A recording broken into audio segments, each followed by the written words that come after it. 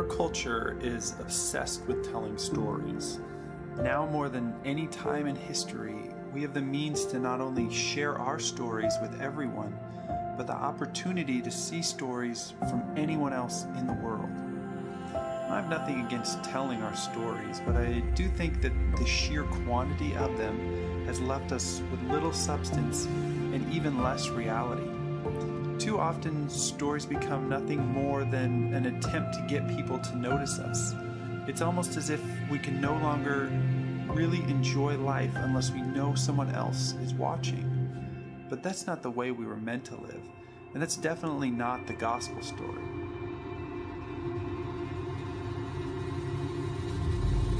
The gospel story constantly reminds us that we don't need the praise of man.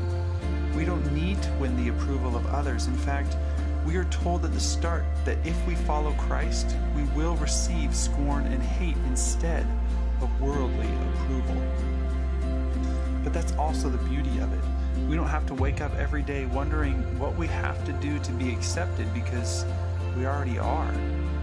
It's so simple, and yet the hope and joy that it brings touches everything and everyone. Every story has these glimmers of hope, those nagging feelings that just maybe this popularity game is a sham. These threads are what keep us searching for the real story.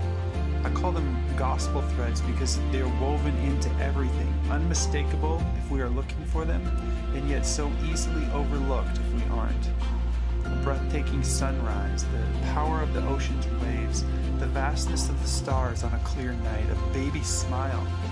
All of these joys are good, but they're all meant to point us to something even greater. They're all tastes of a joy that is truer, a love that is deeper. The Bible tells us that the heavens are declaring the glory of God. Every day they are witnessing to us with eternal consequences. But in order to see these threads and follow them to the true source of joy and hope, we have to take our eyes off the petty stories that enamor us and look up. Because only when we pattern our lives after this true story will we find the hope and acceptance we also desperately are searching for.